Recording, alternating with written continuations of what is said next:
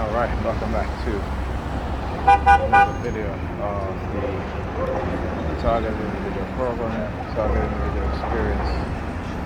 So, just have to go to the bank to get some money out for my daughter who missed school yesterday because she was sick. And look at these guys, that's sure, bunch of times. And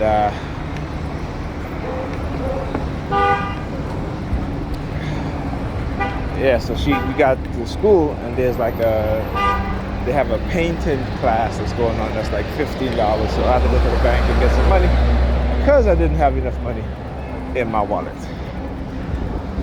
Okay, so yeah. And also this morning, I don't know if you know, is the first time my daughter uses her, you know, I put money into her brother's account every month.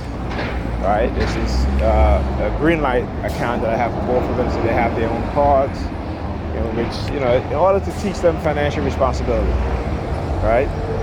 Coming from somebody who grew up in a single mother home, who never really taught us about any financial responsibility, anything like that. And so I don't want to pass that on to my children.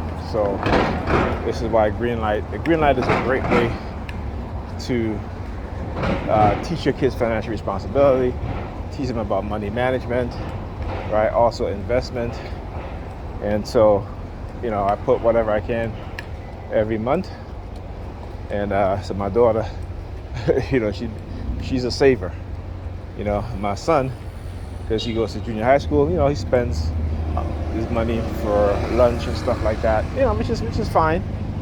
It's just fine. He does save.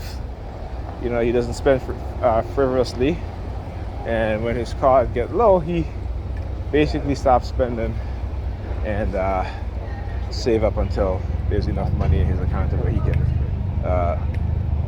use his card for the month or for 2 months. Right? So, great way to again teach your kids financial responsibility. In the Black community, it's something that financial responsibility is something that most Black children are not taught, or most Black people in general are not taught, right?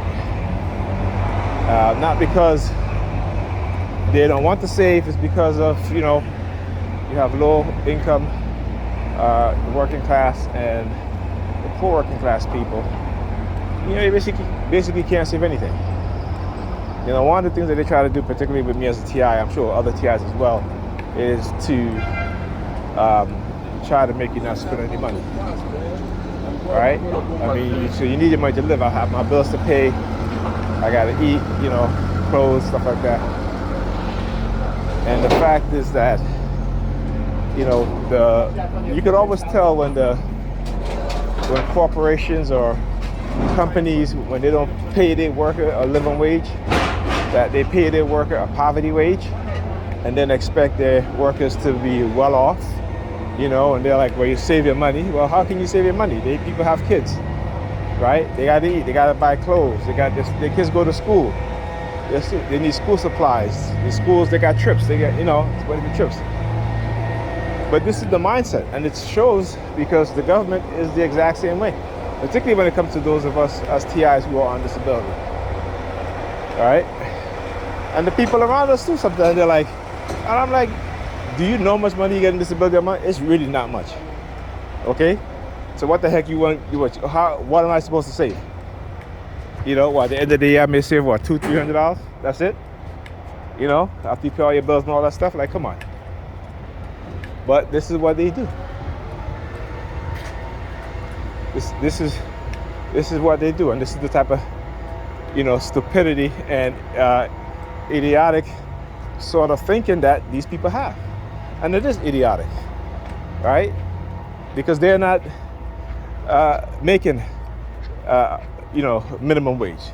They're not making a poverty wage. Okay? They are making over $250,000 a year. These are senators and congressmen and women. All right? So again, we have people who are wealthy trying to tell poor people how they should save money. You know, it's like it's an oxymoron. Okay, that's what it is. Okay.